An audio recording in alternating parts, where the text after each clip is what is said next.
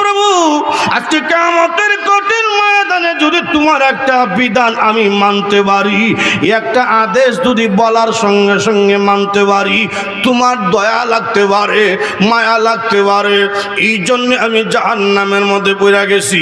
এমনি আল্লাহ বলবেন, বান্দা রে ঠিকই তুই বলছ, আমার নাম রহমান, আমার নাম রহিম।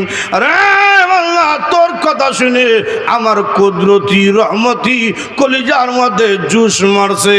যারে বান্দা যা, তোর জিন্দেগির গুনাহকে মাফ করে আমি আল্লাহ তোকে জান্নাতের টিকিট দান কইরা দিলাম। এইরকম অনেক আল্লাহ মাফ দিব। আল্লাহ আর ব্যক্তিকে ফেরেশতা ধরছে, রশ্মিতে বাঁধছে। এটা আমরা দেশ রশ্মি না, আগুনের রশ্মি। আল্লাহ আকবার জোরে কর। ঠান্না টাইনা নিতেছে, আর এই আসামিটা ফিরে খালি তাকায়, পিছনে খালি ফিরে তাকায়। আল্লাহ কয়, ফেরেশতা আমার কাছে নিয়ে আয়। এই তোরে ফেরেশতা সামনে টানে, পিছনে তাকাস কেন? কয়, আল্লাহ আমি তো আসামি, আমার পুরা চেহারার মধ্যে পেরেশানির ভাব, দুঃখের চাপ। এই চাপ যদি পেরেশানির চেহারা আমার মা দেখে সহ্য করতে পারবে না। তুমি না মার চাইতে কুচি কুচি গুণ বেশি দয়ালু। সুবহানাল্লাহ জোরে বল। আমি বারবার পিছনের দিকে তাকাই, আমার চেহারার দিকে তাকাইলে তোমার মায়া লাগতে পারে, দয়া লাগতে পারে। আল্লাহ হচ্ছে কি, তোর কথাটা শুনে মায়া লাগিয়া গেছে, যা মাফ করে দিলাম। একটু জোরে কর। এই যে আজকে যে বৈশা ওয়াজ শুনতেছেন, দুনিয়ার কোনো লাভে বইছেন না, ঠিক না? কোরআনের মহব্বতে বসেছেন। এই যে বসেছেন, এই বসাটাও জাহান্নাম থেকে মুক্তির কারণ হতে পারে। একটা হাদিস আছে, হাসির হাদিস। দুর্বল ইমানদার জাহান্নামে অনেক দিন জ্বলবে। জ্বলতে জ্বলতে জ্বলতে জ্বলতে একদিন কান্না শুরু করছে, প্রভু দুনিয়ার জমিনে শুনেছিলাম তোমার নাম রহমান, তোমার নাম রহিম, তোমার নাকি দয়া মায়ার শেষ নাই। আল্লাহ আর কতকাল আমি জাহান্নামে জ্বলব? হ্যাঁ প্রভু, আমি যদিও দুর্বল ইমানদার, আমার সাথে আর দুর্বল ইমানদার কেউ নাই। তারা সব আস্তে আস্তে মুক্তি পাইয়া জান্নাতের মধ্যে চলে গেছে। প্রভু গো, এখন যারা জাহান্নামে আছে সব হলো কাফের মুনাফিক। এদের সাথে জ্বলতে আমার লজ্জা লাগে। হ্যাঁ প্রভু, আমাকে দয়া করে জাহান্নামের আগুন থেকে উঠিয়া জাহান্নামের বাহিরে গেইটে ফালাইয়া রাখিয়া দাও। আল্লাহ বলবেন, বান্দারে আর কিছু লাগবে নি? বল না গো প্রভু, আমার আর কিছু লাগবে না। আল্লাহ রাব্বুল আলামিন বলবেন, বান্দারে তোমার দরখাস্ত আমি আল্লাহ কবুল কইরা নিলাম। এই ফেরেশতা আমার বান্দাকে দইরা উঠাও, বাহিরে না রাখো। কিছুদিন থাকছে, সামনে তাকিয়ে দেখে বিশাল বড় একটা বৃক্ষ দেখা যায়। ডাক দেখো, আল্লাহ বলছিলাম চাইতাম না, এর হরো চাইতাছি, তুমি তো মার চাইতে কুচি কুচি গুণ বেশি দয়ালু। সুবহানাল্লাহ জুড়ে বল। আল্লাহ জান্নাত চাইমু, এই মজবুত ইমান আমার নাই, জান্নাত চাইতাম না। এই যে একটা বৃক্ষ দেখা যায়, বৃক্ষের ছায়ার নিচে রাখা দাও না মারে। আল্লাহ কয়, আর কিছু লাগবো নি? না, লাগতো না। এই ফেরেশতা আমার বান্দারে গাছের ছায়ার নিচে নিয়ে আসো। সুবহানাল্লাহ জুড়ে বল। কিছুদিন ছায়ার নিচে থাকছে, জান্নাতের গেইটের দিকে তার নজর পড়ছে। আল্লাহ জান্নাত লাগতো না, জান্নাতের গেইটের সামনে আমার ভালো রেখা দাও। আল্লাহ আর কিছু লাগবো নি? না, লাগতো না। আল্লাহর ইচ্ছে হইল তারে জান্নাত দিলেই তো, আর তার মনে মনে ধারণা চাইলে দিত না, তো আমি চাইতাম না, আস্তে আস্তে আগাইতে থাকি। সুবহানাল্লাহ জুড়ে বল।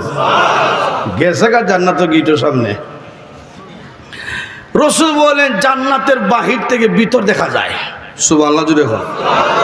জান্নাতের ভিতর দেখা যায় ইমানদাররা বড় বড় রান খাইতেছে, বড় বড় রুশ খাইতেছে। এগুলো দৃশ্য দেখে কার সহ্য করতে পারে?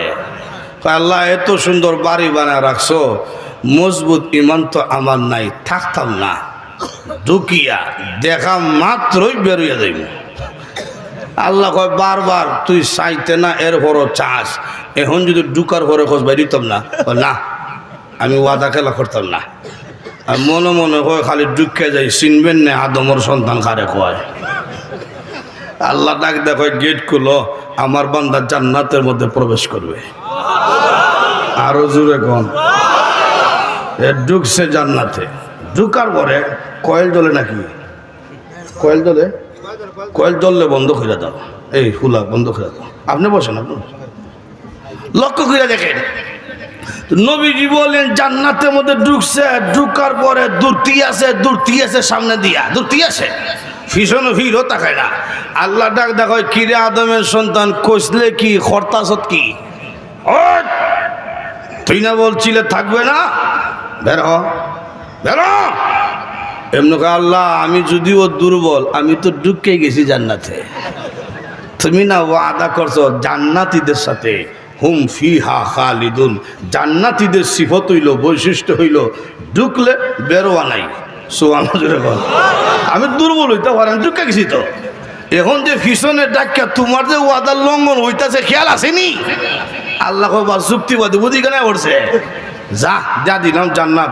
রসুল বলেন এই ব্যক্তিকে মহান আল্লাহ 10টা পৃথিবীর সমান একটা জান্নাতের বাড়ি দান করবেন। আল্লাহর ভাও নইল শিরিক করা যাবে, আর যেরকম শিরিক করা যাবে না। মানুষের পাওনা কি আল্লাহর কাছে, মুমিনের কি পাওনা? সংক্ষিপ্তভাবে দেয়া দেই, আল্লাহর কাছে মুমিনের কি পাওনা? আল্লাহ অন্য আয়াতে বলছেন ইন্নাল্লাযীনা আমানু ওয়া আমিলুস সালিহাত লাহুম জান্নাতুন নাঈম।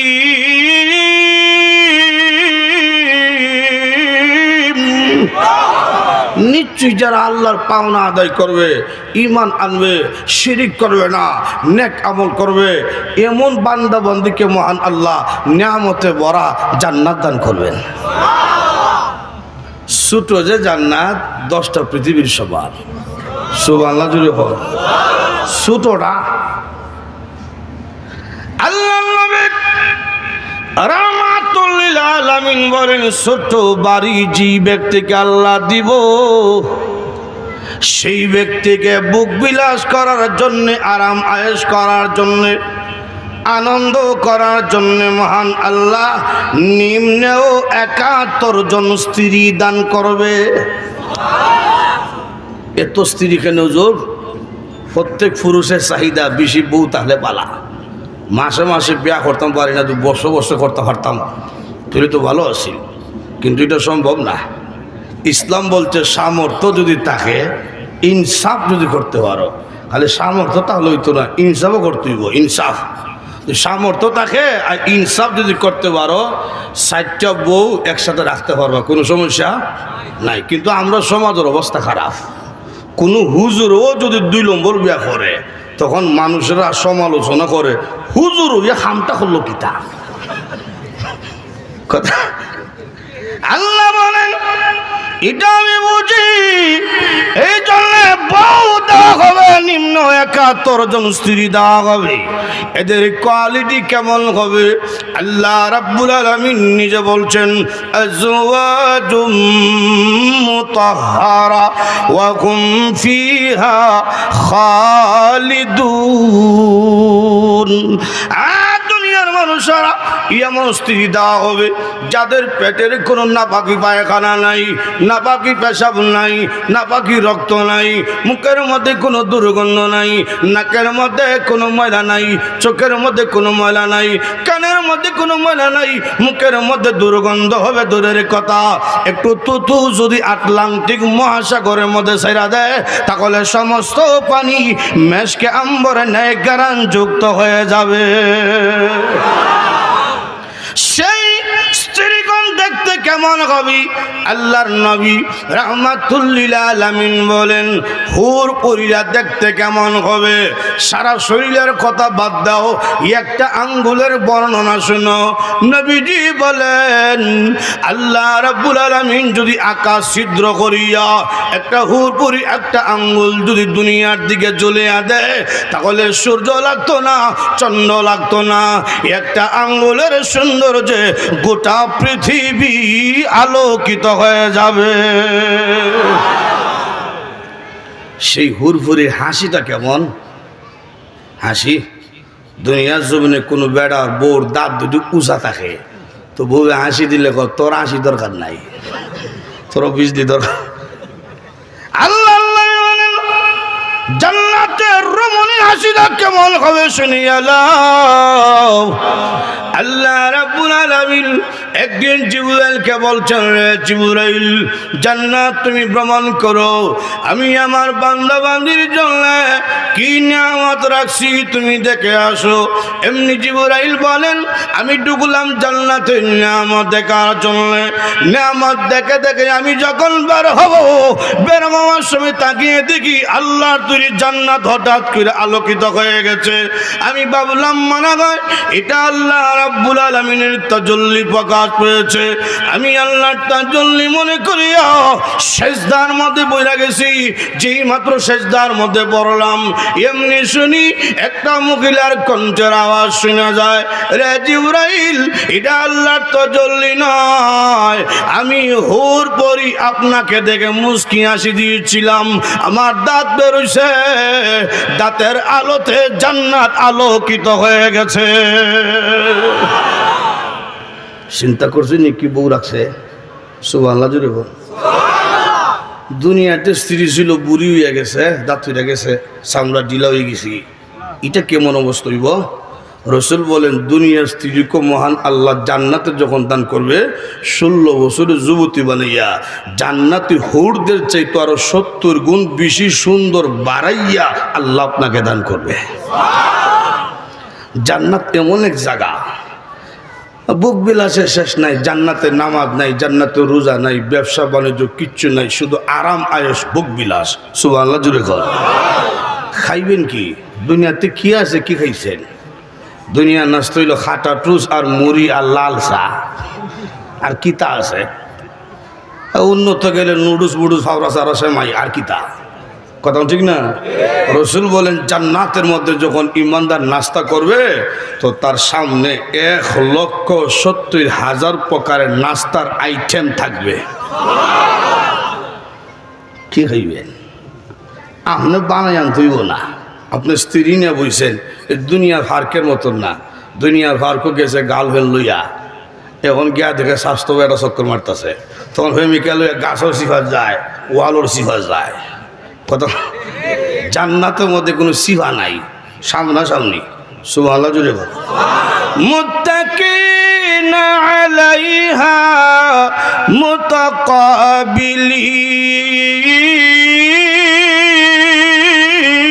মুতাকাবিলিন।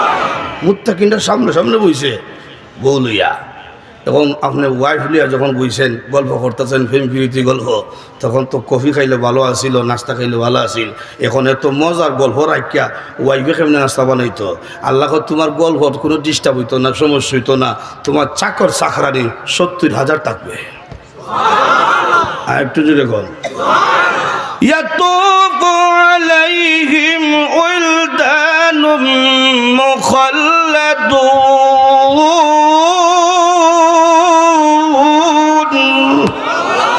ছোট ছোট বাচ্চাদের মতো খাদিম রাখছি, নিম্ন 70,000, লাগলে আরো দেবো চাকর চাকরানি। সুবহানাল্লাহ জুড়ে কর। আপনার কি কাম? আপনি খাইবেন, বুক বিলাস করবেন, আরাম আয়েশ করবেন। সুবহানাল্লাহ জুড়ে কর। জান্নাতে আরাম আয়েশ বুক বিলাসের শেষ নাই, যদি আল্লাহর ফাল না আদায় করা যায়। কথা কোন ঠিক কিনা? লক্ষ্য করে দেখেন, জান্নাতে গানও আছে, নাচও আছে। সুবহানাল্লাহ জুড়ে কর। আপনারা কইতে মনে হুজুর, গান নাচ দা জান্নাত কিতা করতাম? জান্নাত কেন দরকার? দুনিয়ার জমিনে যাত্রা গান হয়, নাচ হয়, গান হয়, আমরা যারা দেখতাম পারছি না, দেখার কিতা মন চায় না? আপনারা নাও হইতে পারে, আমার চায়। যাইতাম তো পারি না আল্লাহর ভয়ে, কথা কোন ঠিক না? তোমরা যারা আল্লাহকে ভয় করে গেছো না, আমি আল্লাহ জান্নাতের মধ্যে নাচও দেখাইমু, গানও দেখাইমু। সুবহানাল্লাহ জুড়ে কর।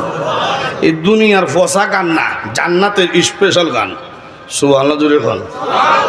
দুনিয়ার পচা গান মানে এই ফসা যায়, থাকে না বেশি মজা। একসময় শুনছি হাটে ঘাটে দোকান হতো গান শোনা যাইত, বন্ধু আমার বাড়ির সামনে দিয়ে বউ লইয়া হাঁটতে যায়, বুকটা আমার হাঁটতে যায়। এখন এই গানও মজা আসেনি, ফসা গেছে।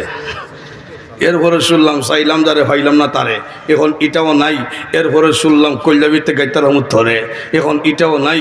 এরপরে শুনলাম ফতিরের জায়গা থেকে তোমার আশায়, এখন এটাও নাই।